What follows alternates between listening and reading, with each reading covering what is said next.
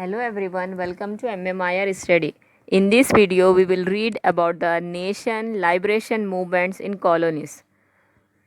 So, before starting this video, I would like to say to everyone, those who are watching this video, please subscribe to this channel and share it among your friends to gain more knowledge about social studies.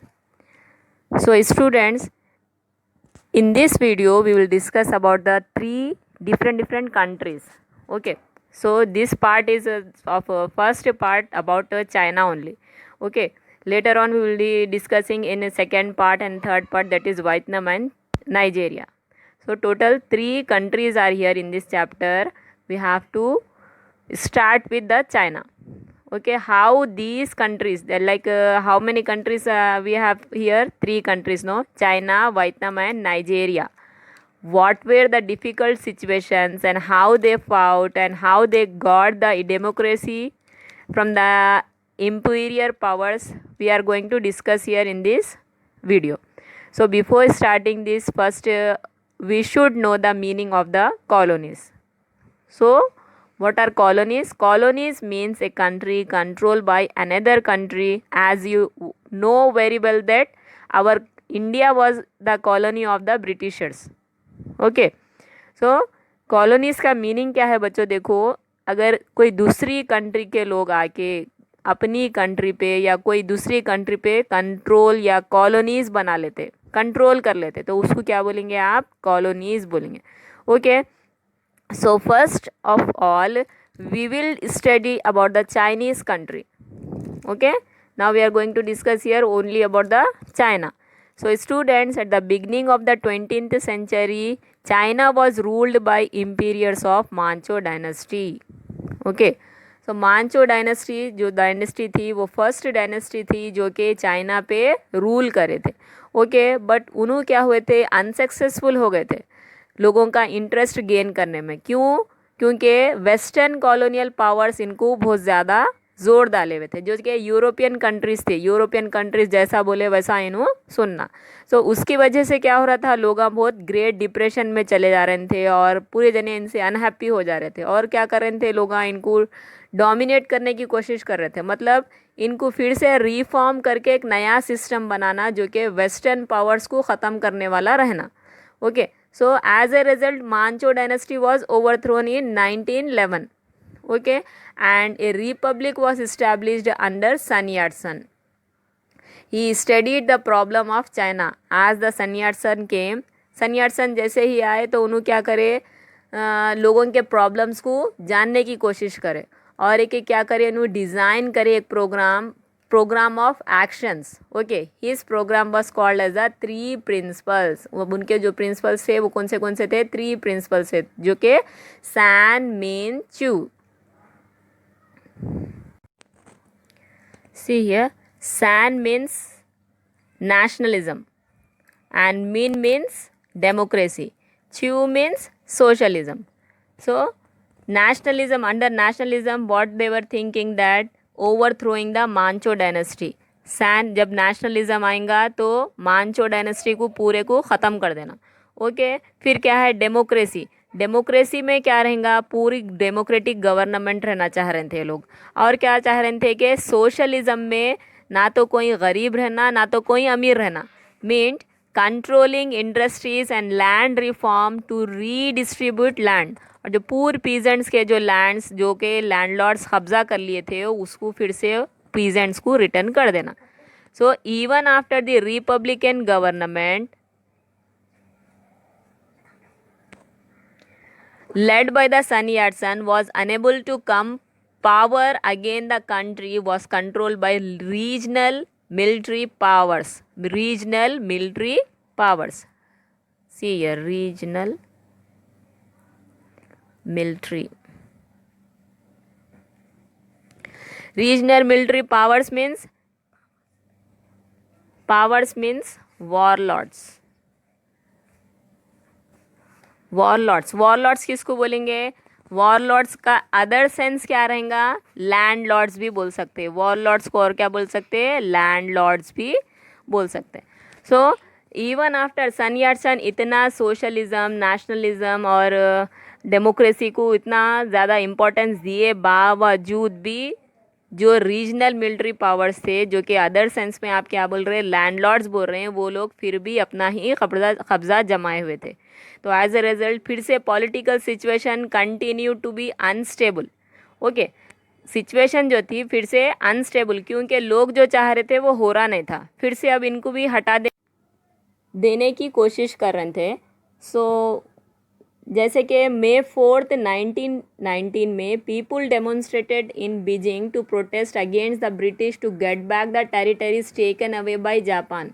जैसे कि आप लोग जानते हैं कि Britishers first world war में Chinese people को भी यूज़ करे थे। तो चाइना से ये लोग क्या करे थे, ट्रीटी ऑफ वर्सलिस के तहत ये लोग ये वादा करे थे कि हम जापान अगर आप लोगों के ऊपर अटैक करके जो आप लोगों के टेरिटरीज ले लिया हुआ है हम उसको वापस दिलाएंगे। मगर वो लोग ऐसा कुछ भी नहीं करे, जापान के टेरिटरीज जापान को वापस भी नहीं दिलाए और जो वादे करे थे वो भी फुलफिल नहीं कर सके।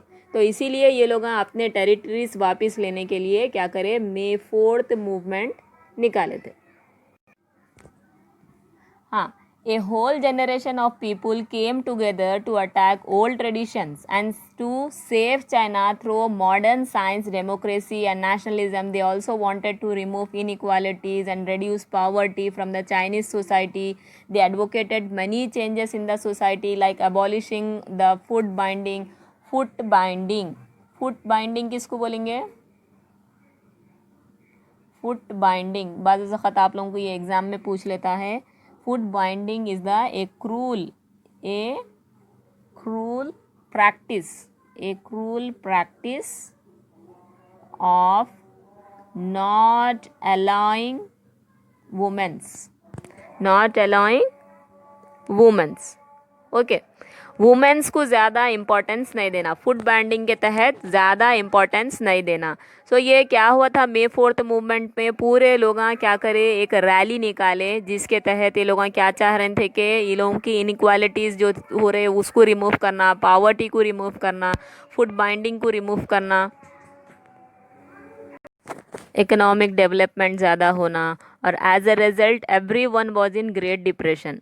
ओके ना, सबको पूरे जने डिस्टर्बेंस में आ गए थे क्योंकि हर किसी को अपने अपने राइट्स नहीं मिल रहे थे। अगेन फिर क्या हुआ, नए पार्टीज इमर्ज हुए यहाँ पर, जिसके नाम था Kuomintang and Chinese communist party,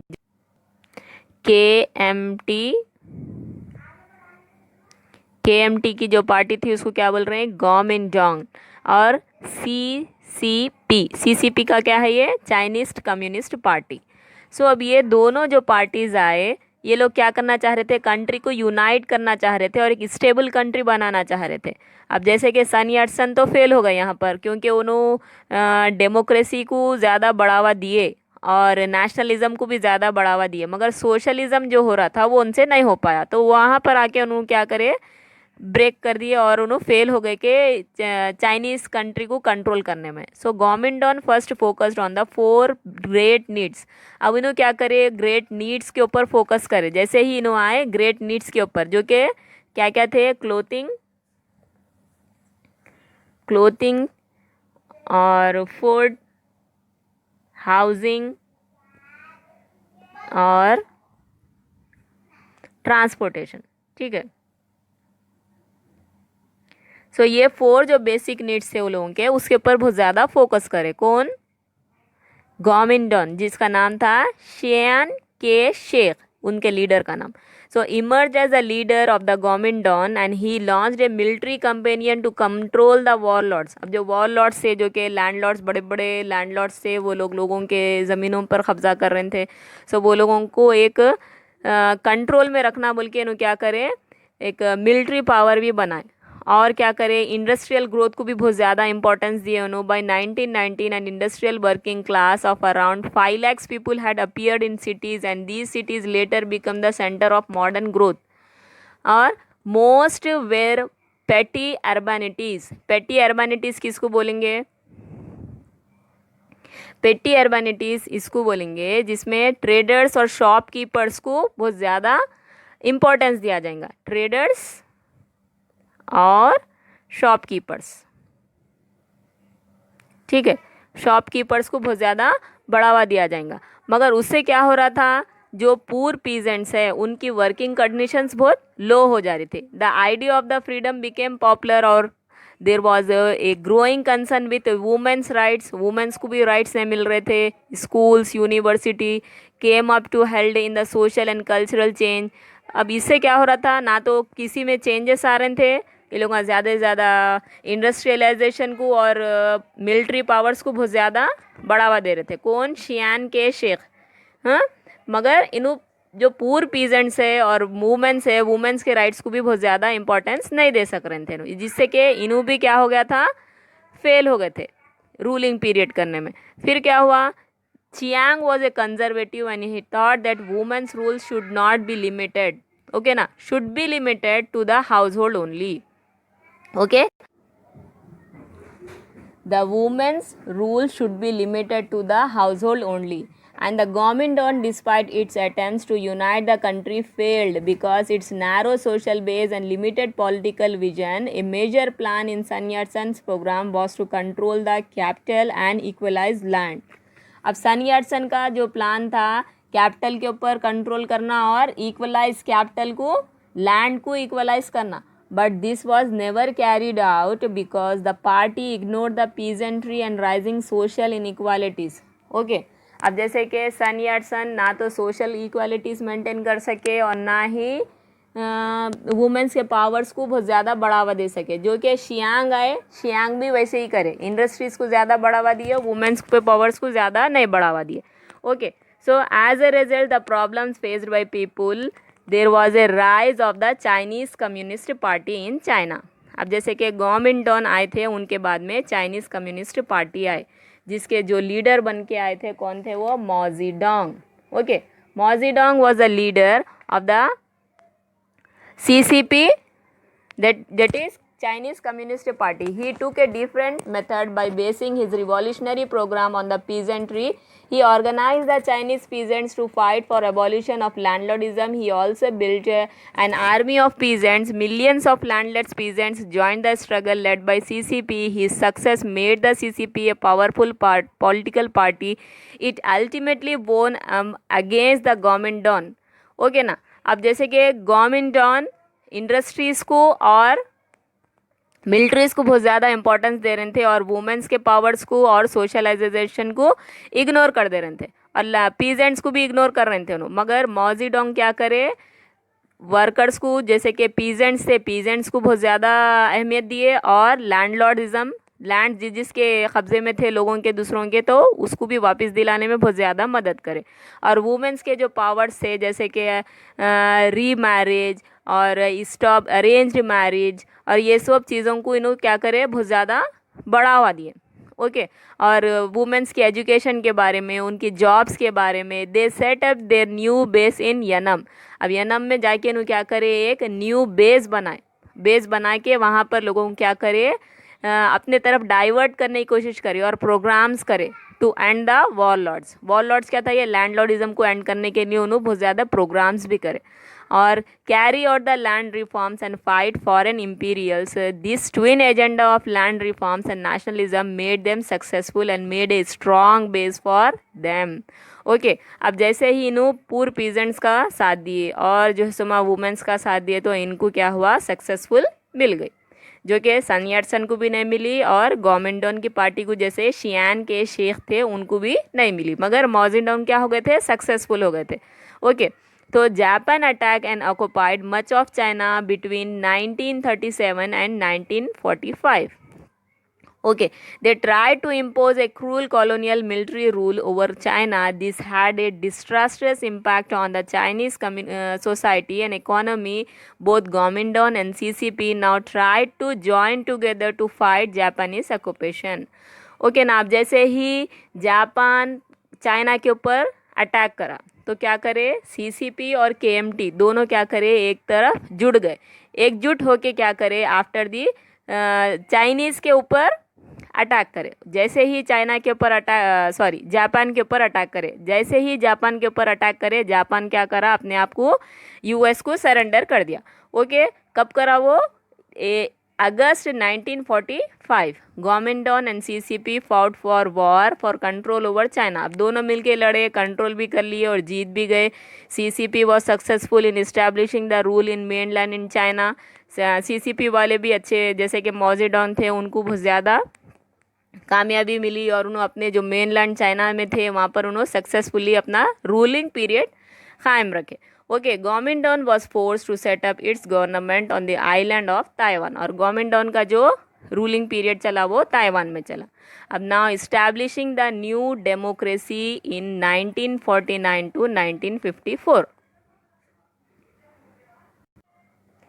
हाँ, 1949 to 1954, the People's Republic of China government was established in these academics. So it was based on the principles of a new democracy. This new principle was an association of all social classes who were opposed to landlordism and imperialism. अब पूरे जने opposition में आ गए जो कि landlordism था और imperialism था.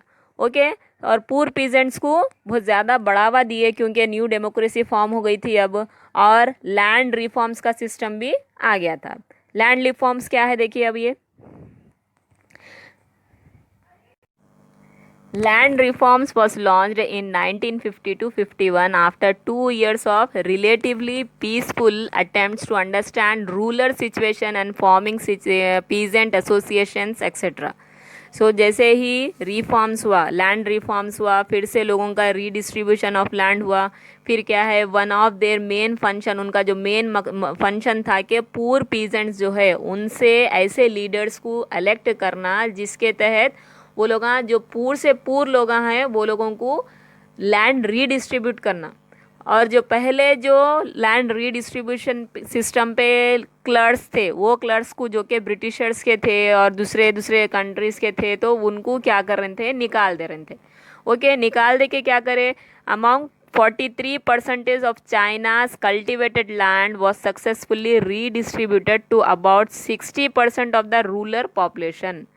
ओके, रूरल जो पॉपुलेशन थी, विलेजेस की जो पॉपुलेशन थी, वैसे 60% लोगों को क्या करे, लैंड को फिर से रीडिस्ट्रीब्यूट करे चाइना में. ओके, और ये कैसा करे, लोग एक NLRC करके एक वर्क टीम बनाए थे. ओके, अंदर इसके अंदर क्या था, सॉविट्स थे. सॉविट्स का है ये पीजेंट्स एसोसिएशन. जो पूर पीजेंट्स है उनके क्या करे थे लोग, एसोसिएशन. जैसे कि मजदूरों के मसीहा रहते हैं, उनकी प्रॉब्लम्स को देखना, उन जो बहुत ज़्यादा प्रॉब्लमेटिक में थे, मतलब जिसकी ज़मीन लैंडलॉर्ड्स ले लिए थे उनको फिर से रीडिस्ट्रीब्यूट करना, उनको क्या कन्फर्म्ड एंड रिफॉर्म करना. ठीक है, सो ये इसके अंदर था. So China was succeed in promoting the interest of nation and persons. Another important is to undertake the adult literacy programs.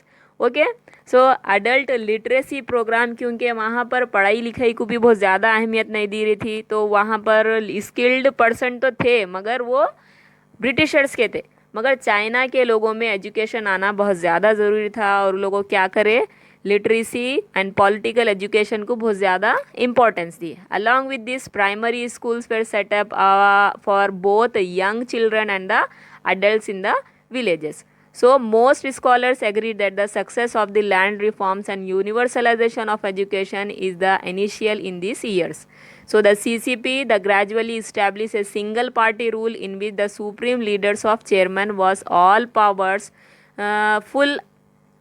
Full of powers. Okay ना, तो फुल पावर्स किसको मिले थे, पूरे CCP को मिले थे. और इन्हों क्या करे, मजदूरों के लैंड रिफॉर्म्स कराए, वुमेंस को पावर्स दिलाए, और जो पहले के डॉक्यूमेंट्स थे उसको बर्न कर दिए, बर्न करके फिर से नए डॉक्यूमेंट्स प्रिपेयर कराए. Okay, hope everyone have understood this. If you like this video please share among your friends and please do subscribe to my channel. Thank you.